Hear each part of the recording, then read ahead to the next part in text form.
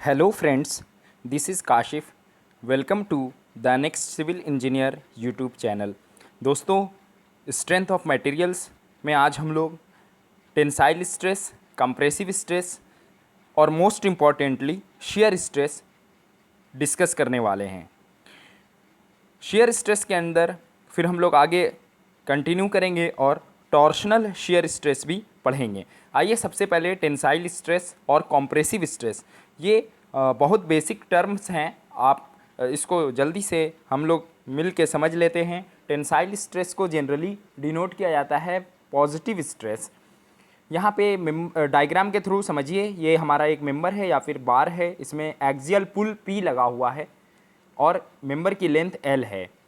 तो जब इस तरीके से एक्सियल पुल लगेगा, फोर्स दोनों साइड से आउटवर्ड डायरेक्शन में लग रहा है, ये पुल लग रहा है, तो ऐसे कंडीशंस में जो स्ट्रेस डेवलप होगा मेंबर के अंदर वो होगा टेंसाइल स्ट्रेस। या फिर इसको इस तरीके से समझ सकते हैं कि ये हमारा बार है, बार या फिर हमारा मेंबर जिस पे हम लोग स्ट्रेस निकालना चाह रहे हैं। तो जैसे ही एक्सियल पुल लगेगा दोनों साइड, तो इसके अंदर जो मॉलिक्यूल्स हैं वो अपोजिट डायरेक्शन में फोर्स लगाएंगे। आप देख सकते हैं आर और ये आर, ये रिजल्टेंट, जैसे ही इसमें पुल लगाया गया, पी पुल लगाया हम लोगों ने, तो इसके अंदर जो मॉलिक्यूल्स हैं वो अपोजिट डायरेक्शन में रिएक्शन डेवलप करेंगे। दैट्स वाई यहाँ पे जो स्ट्रेस इंड्यूस होगा वो टेंसाइल स्ट्रेस होगा। आइए कंप्रेसिव स्ट्रेस देखते हैं। कंप्रेसिव स्ट्रेस जनरली निगेटिव लेते हैं हम लोग। कंप्रेसिव स्ट्रेस में हम लोग सेम एक बार को या फिर एक मेंबर को कंसिडर करेंगे और टुवार्ड्स द मेंबर यहाँ पे फोर्स अप्लाई हो रहा है, आप देख सकते हैं। तो इस कंडीशन में जो स्ट्रेस डेवलप होगा वो कंप्रेसिव स्ट्रेस होगा। यहाँ पे हम लोग इस डायग्राम के थ्रू भी समझ सकते हैं कि यहाँ जैसे ही हम लोगों ने P टुवार्ड्स द मेंबर और बीम हम लोगों ने ये फोर्स लगाया जो कंप्रेसिव नेचर का था, तो यहाँ पे जो रिजल्टेंट होगा, रिजल्टेंट मॉलिक्यूल्स के द्वारा जो रिजल्टेंट्स फोर्स लगाया जाएगा वो इस तरीके से इस डायरेक्शन में लगेगा, जिसके कारण कंप्रेसिव स्ट्रेस यहाँ पे डेवलप हो जाएगा मेंबर के अंदर या फिर बार के अंदर। तो कंप्रेसिव स्ट्रेस को हम लोग जनरली निगेटिव कंसिडर करेंगे और टेंसाइल स्ट्रेस को पॉजिटिव कंसिडर करेंगे। दोस्तों आइए हम लोग कंटिन्यू करते हैं शियर स्ट्रेस। शियर स्ट्रेस को डिनोट किया जाता है टाउ से। शियर स्ट्रेस को कैसे डिफाइन करेंगे?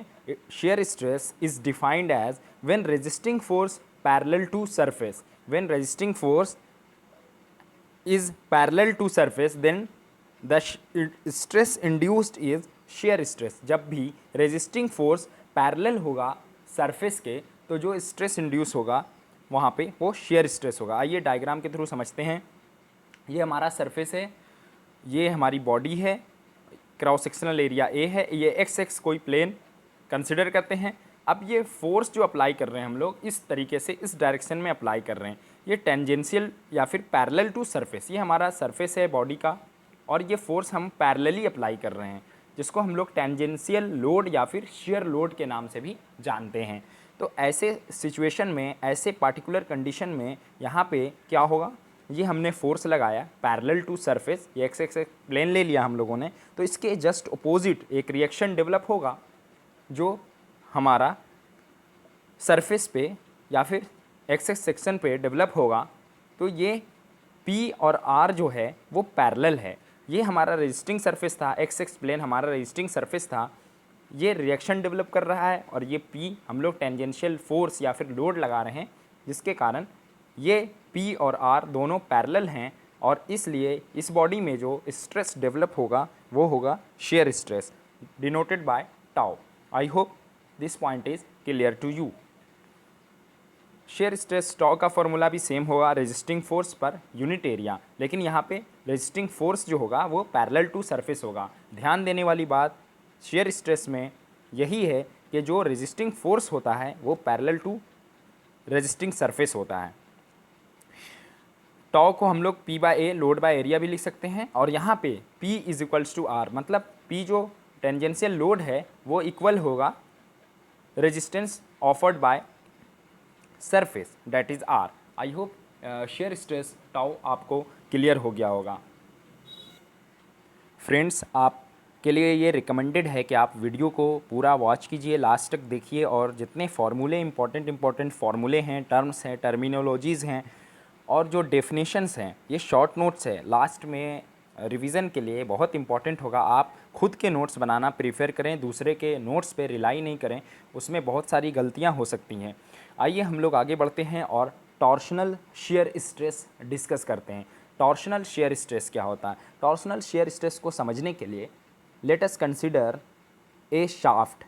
ये कैंटिलीवर टाइप की शाफ्ट है, ये हमारा शाफ्ट है, ये रिजिड सरफेस है, यहाँ पे ये शाफ्ट अटैच है। अब यहाँ पे इस शाफ्ट में torque T is equals to torque, जब हम लोग टॉर्क अप्लाई करेंगे तो यहाँ पे टॉर्शनल शियर स्ट्रेस डेवलप हो जाएगा, इंड्यूस हो जाएगा। तो इसके लिए एक गो टू फॉर्मूला हमारे पास है टॉर्शन का, वो फॉर्मूला है T/J is equals to tau by R is equals to G theta by L। I hope ये सारा फार्मूला आप लोगों ने कभी ना कभी पढ़ा होगा।